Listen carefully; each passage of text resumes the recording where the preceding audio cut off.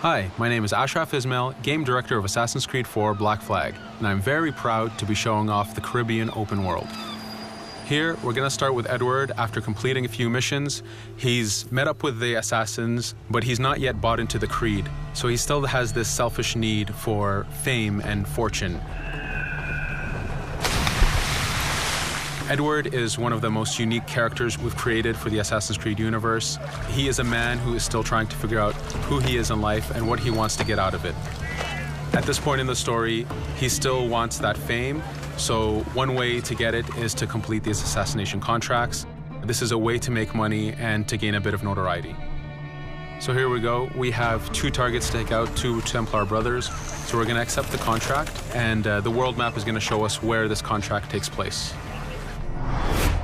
So we see here that the contract is actually very close to us. It starts in the village we're in, but as we zoom out, we want to show you the world that we have. Many locations, over 50 locations, centered by Cuba, the Bahamas, and Florida up north. This is a massive world. There's a lot to find and do in this Caribbean Sea. But now we'll get back to the Fisherman Village and go after our targets. The Fisherman Village, it's one type of location in this world. It's really here as a convenience to the player. This is where you can start missions, where you can shop to upgrade Edward and the Jackdaw itself. It's really about the mood and the ambiance of the Caribbean Sea. In the distance, we have a tavern that we're approaching. Taverns are places where you can hire crew, play mini games, drink if you wish. But for now, we're going to focus on the targets and take them out.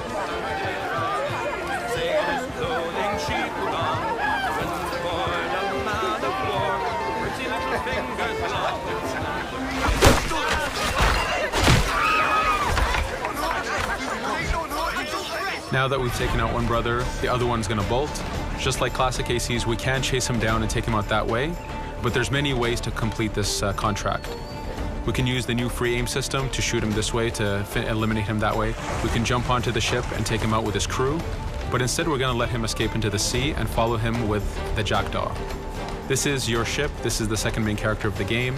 You're going to have to customize and upgrade the ship as you go on this journey with Edward.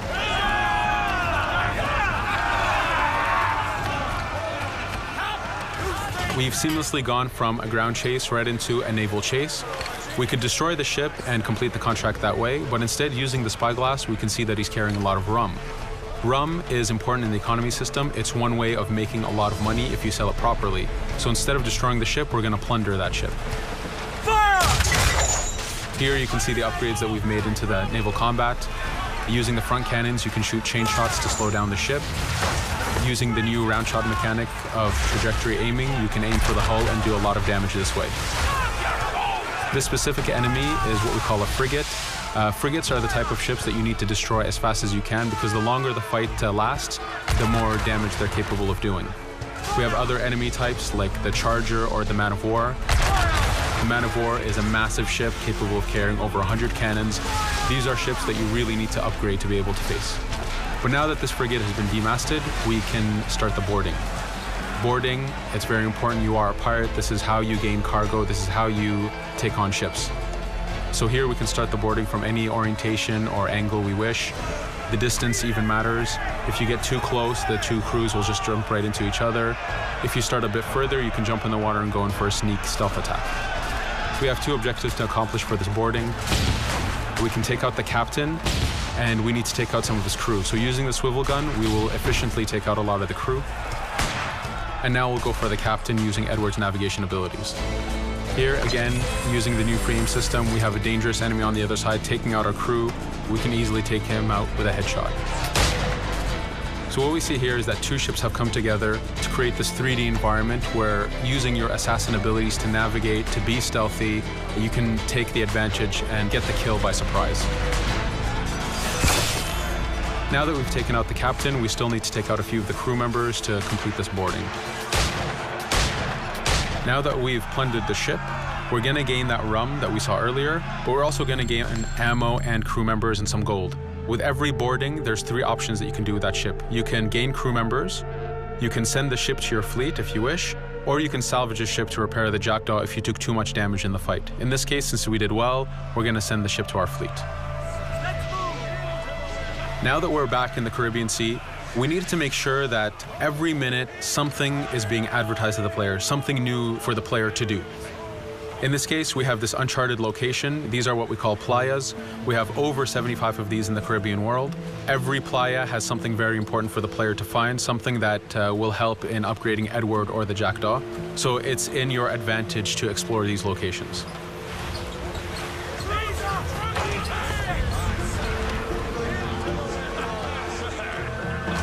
Again, for us, seamlessness is very important. We needed to be able to explore this Caribbean world without having too much interruption in the action. So being able to just let go of the wheel anywhere we want, jump into the water, and swim over to that location. This is very important for the mood and the immersiveness of this Caribbean open world. Here, as we get on the playa, in the distance we can see that there's a faction battle, but closer to us we can see that there's this poor drunken sailor who's passed away. But being a pirate, of course, we're going to loot his body and see what he has for us.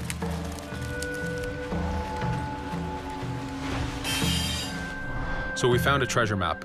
This treasure map is asking us to go to an island called Misteriosa. Every time you find one of these, you know that you're going to find a treasure that is linked to the progression of the Jackdaw or Edward, so they are very valuable. Here we're going to take a look at that faction battle. We have a British ship facing off against a Spanish ship. We could jump in and take advantage of this opportunity, allowing each ship to weaken the other and for us to plunder both. But now we're going to make our way back to the Jackdaw. Again, this is the second main character of the game. There's a lot of customization and a lot of upgrading to do on the Jackdaw. You can upgrade all the weapons to fit the playstyle you wish. Now, as we get onto the Jackdaw, we can see that the crew is cheering for us. Edward has a really close relationship with his first mate, Adewale, standing right there, and with his crew. And this is something that you'll see later in the demo, that we can lose and gain crew members. Again, using the spyglass, we can really see the contents of a ship, but you can also assess the danger and threat level of these ships. But for now, we're going to continue to Misteriosa to find that treasure. Here we've crossed into a harpooning zone.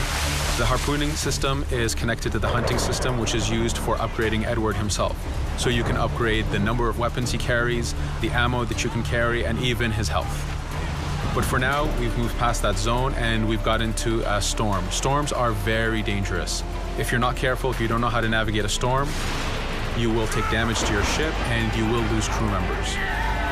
In the distance, we can see a water spout. This is a tornado in the ocean. These are very dangerous. They can suck you in, and when they do, they tear the ship apart and take out your crew. Here we can see its effect on a ship. This poor ship got sucked in and got destroyed. Storms are very dangerous, but we wanted the player to take advantage of this. When you've mastered a storm, when you know how these systems work, you can pull enemies into a storm and let the storm do damage for you. So there is a strategic element to using a storm in the world.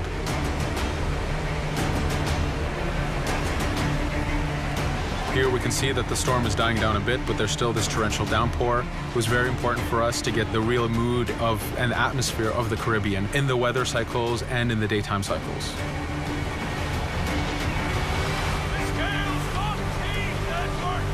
But here, since we've survived the storm, did pretty well, let's order our crew to sing. Sea shanties are a part of this game. It's a collectible that you can find in the world. So the more you find, the bigger playlist you have for your crew. But for now, we've made it to Misteriosa. So again, we're going to seamlessly get off our ship and explore this location. Misteriosa is a Mayan ruin. Mayan ruins are heavy with stealth and navigation capacities. There's a lot of treasures and hidden discoveries to be found in these locations.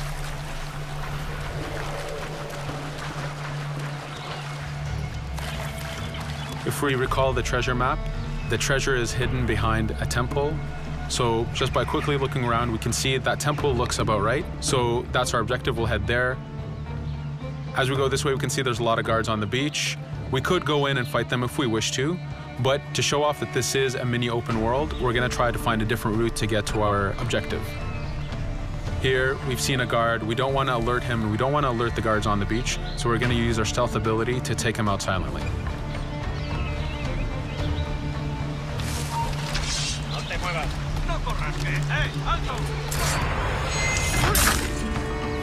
With AC3, we were able to push the navigation in the frontier, which means using natural environments like trees and rocks and so on. Mayan ruins are the perfect place where we mix man-made structures and these natural environments. So you really get to feel how far the navigation abilities of the assassin have come since the original game. In the distance there, we can see another part of the island being blocked off by a patrol of guards. We're going to avoid it for now and go for that treasure.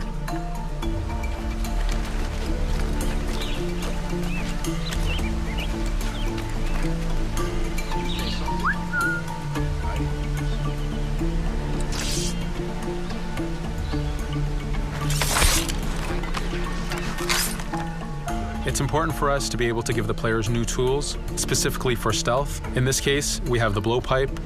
Using the berserk darts, you make your enemies go crazy. Effectively, this means that they'll attack anything and everything in sight, including their own friends, animals, or Edward if he was in the way. So you do have to be careful with how you use it.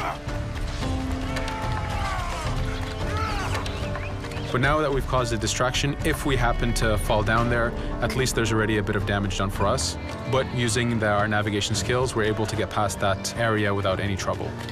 There in the distance, you can see the jackdaw placed exactly where you left it when you got onto this location. It's really important for us to show the beauty of this Caribbean world. The Caribbean has some amazing vistas, and we pushed ourselves to replicate this in the game.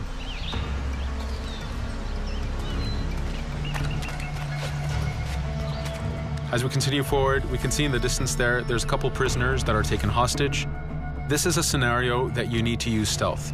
If you're detected by those guards, they will kill the hostages. So in this case, it's to your advantage to use the environment to figure out how you can take out those guards without being detected. In this case, it's 2 guards, so it's not too hard. There are other scenarios where you have more guards and you have to figure out how you can take all of them out at the same time. Now that we've freed these prisoners, they are more than happy to join our crew. This is just one way of gaining crew members. As mentioned earlier, there's the taverns. There's actually many different setups of gaining crew.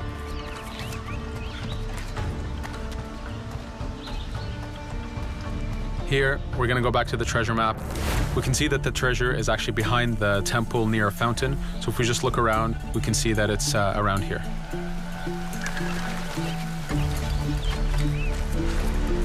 Now that we've found the treasure, what we've actually found is a blueprint. Blueprints are incredibly valuable for the upgrading of the jackdaw. This is how you can upgrade the biggest and most devastating upgrades of the ship. So here we're approaching a reach high point. Just like classic ACs, synchronizing with a reach high point reveals the contents of a location and the map itself. But as an added feature, because this game world is so huge, there are many different locations, this also becomes a fast travel point. So now you can, by synchronizing, now you can come back here anytime you wish to collect those treasures that we passed up a bit earlier. Here we've reached the end of the demo. This was a tease of the open world that we have. We're very excited to be able to show off this game and to let you play it very soon. Thank you for joining us.